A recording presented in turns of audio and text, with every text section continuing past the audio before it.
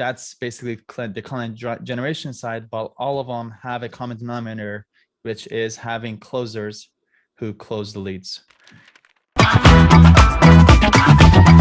Basically started doing this for other attorneys as well. Then when I replicated even more and more and more and more, so I've probably done about over 150 funnels, all in the legal field. That's my expertise. And about 2 years ago, once I received my first 2 Comma Club award, it was kind of like a proof of concept done. I did it for myself for the past, it took me 5 years for me to receive my first one. But my second one took 2.5 years. Then the third one took a year. And then the other one took like 8 months. Actually, my fourth one that I'm gonna be applying for. But the idea is it's very replicable. That's basically the client generation side, but all of them have a common denominator, which is having closers who close the leads.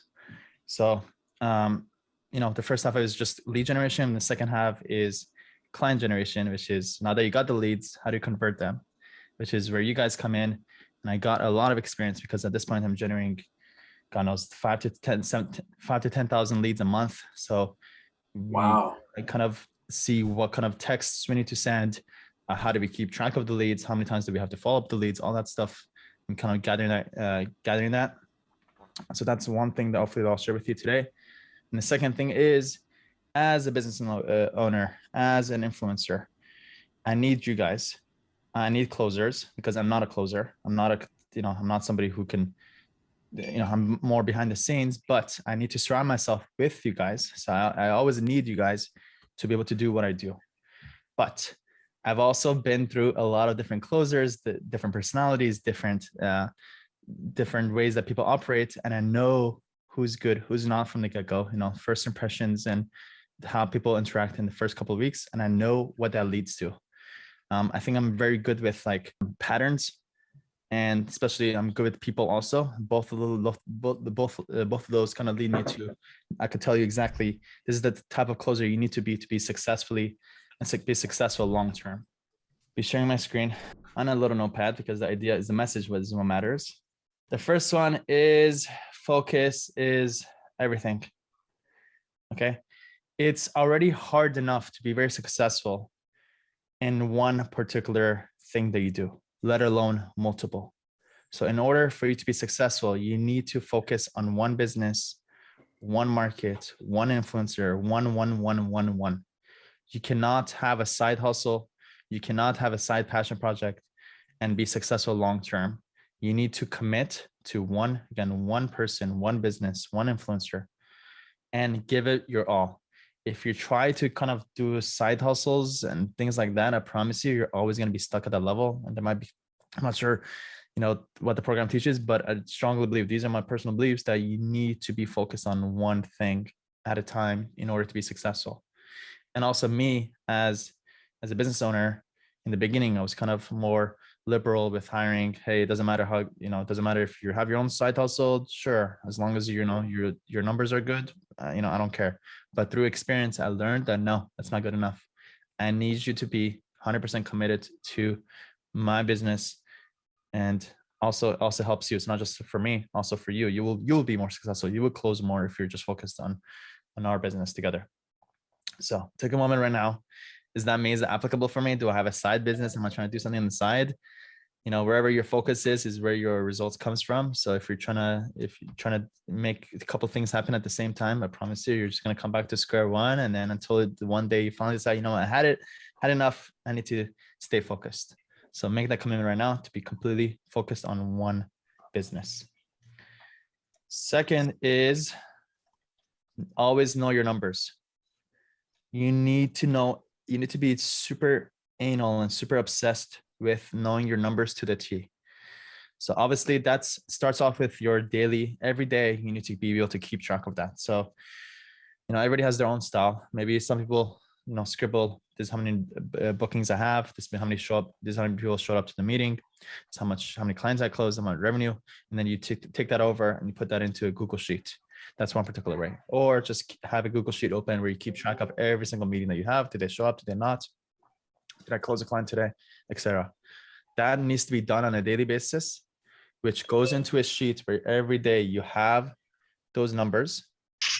And then that leads to weekly numbers and monthly numbers. So that at any point you could go look up, hey, in December, how many bookings did I have? How many show ups did I have? How many, what's my show up percentage? How many clients did I close? What's my close percentage? What's my revenue per booking and revenue per show up? Internally, these are the numbers that I expect from at any point I text, my closers, hey, what were your numbers for December? I mean, and they know when I ask that, they need to give it to me in this format. So feel free, I'll put this in the chat. It's a pretty quick little way to, here it is, quick little way to be able to keep track of it. So let's just go through it. Again, this kind of makes sense. You keep track of it on a daily basis, but you usually want to look at it on a weekly or monthly basis. So let's just say that I had 100 meeting bookings booked. But out of those 100, 80 of them showed up. So that's the case. That's an 80% show up rate. I closed 15 clients. My close rate is 15 out of, I do it based on show ups. How many show ups did I have? So 15 out of 80 is 19%. Revenue that I closed, 20K. And then these numbers is essentially what it comes down to. This is revenue per booking, but especially revenue per show up is your true value of how really of a good closer you are. And this is what I would hold you guys as if I was the business owner, this is what I kind of hold you accountable for is I want this metric to go up, the revenue per show up. So that means that the 20K that you close divided by the show ups that you had, this is your revenue per show up, and then revenue per booking, which is a little bit out of your hands, but that could be also something that's very helpful. So let's just say you closed 20, but you had 100 bookings. One more time, over 100 bookings. That's, oops, one more time. It's 200.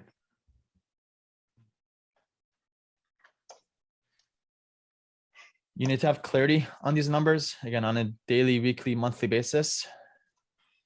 And once you know your numbers, then you could improve on it and break this down into like, what can I do? What can we do to improve these things? So one is bookings. Obviously, everybody wants as many bookings as possible.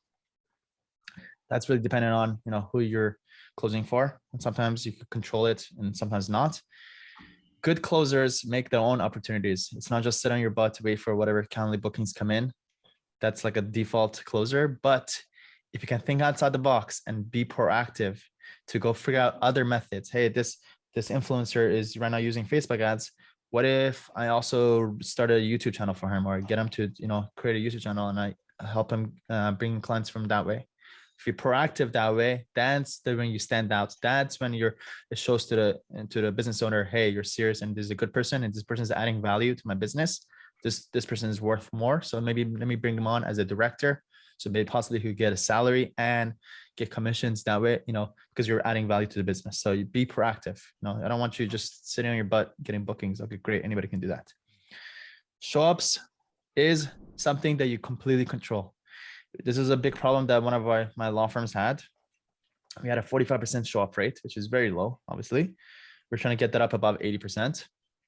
So the first place we started was the numbers. First, I got everybody to get crystal clear. What is your show up rate? What is your show up rate? What is your show up rate? So when everybody's conscious of what their show up rates is, now we could do something about it. So the things that we did, something that I learned from entering other funnels and other people did it, was as soon as the booking comes in, you text the lead. Hey, I see that you're scheduled. This is Bob. I see that you just scheduled a time with me. I look forward to our call. Let me know if you have any questions beforehand, etc. It's just a way to basically just check in with them and just start a conversation or engage with them. That little thing, that little text, as soon as the booking comes in, makes a huge difference. That's one kind of immediate thing you should do. Second is the day before, you have like you do rounds of texts. So you do basically every morning, you want to text all the leads, all the bookings that you have that day, and also all the ones that you're going to be having the following day. And the more that you do that, the more it shows to the person that you're booked with that you're serious, and this is a very serious meeting. And not only will it increase your show up rates, but also increase your close rate, because it just shows that you care. You're not just in it to show up and let's see what happens. No, you actually care. and I'm going to check in with you. Mm. And me as a client, I've been through these things for the funnels and people, businesses that have done this. I've been way more likely, and I'm actually been 100%, I think 100% likely to sign up for the service if they'd done that. If they didn't, I'm like, oh, whatever, just send it their meeting. I'll just scope them out, get some information, and maybe I'll just put it, save them as my notes, and maybe I'll talk to a couple more people and make a decision in a couple of months, which I'm sure happens to most of our leads. But if you show that you care, then you increase your, obviously your show up rate and your close rate. Clients closed,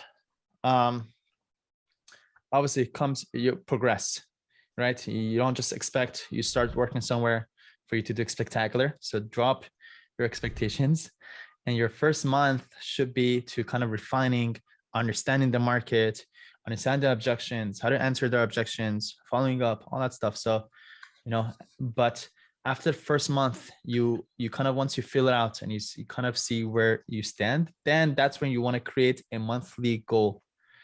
Well, my first month I closed 6, but it feels like if I do a really good job my second month, I could get up to 10. So upfront at the first of the month, I make a goal. I want 10. That's I put it up. It's right next to me. It's very crystal clear. And I promise you, the fact that you just make a goal with a clear number that's tied to a very specific timeline. So let's just say it's tied to the month. It makes you like 2 or 3 times more likely for you to actually hit those numbers. If you just, as easy as just putting out to the universe and putting out there, which I'm sure Jake, your program pretty much does that. Next, your close rate. Obviously that's important. That's its own conversations, which I'm sure you guys teach about. And then ultimately, you know, it comes down to revenue per show up. So, and I also use this number to compare the closers. Well, somebody's, you know, revenue per show up is 250, but another person is 325. Well, that person is significantly better. So in that case, my mind is, how can I get that, the person that has a higher revenue per show up, how can I get them more bookings? So, you know, we want everybody to be crystal clear on this. The third one is focus on increasing show up rates by texting leads, or not just show up rates, but just using texting more. I don't know about you guys, but I personally don't pick up on any phone calls that's an unknown number. I'd rather for it to go to voicemail, and then I'd rather listen to the voicemail and then me be selective on who I want to talk to. I don't take on any incoming. I don't want anybody grabbing my attention. I want to be the one to grab your attention. So that's the same case with most of your leads these days. People are very skeptical just by nature. Second is Mr. Apple and the people that work on at iPhone and Apple basically started. If I don't know if you guys noticed that every time you get an unknown number, it says spam, most likely spam. So most of your calls are probably marked as spam. iPhone doesn't even give you a chance. So what helps is to text the lead, and you say your name in the text. Hey John, this is Sam, etc., etc. Introduce yourself. You're not trying to close through text. You're just trying to build a relationship and just start conversations. But it seems like it's a must. It's a requirement to text the leads before you call. If you just called out of the blue, forget about it. It's not going to work. So yeah, those are the top 3 things that I think are by far the most important. Is like the 80-20. If you can follow these 3, you'll be very, very successful. Again, focus, just, don't have side hustles, just focus on one business. Always know your numbers, and then just use text more into your little system. I have a couple of 3 more that I think are important too, but let me first put it back on you guys. Do you have any questions about any of these?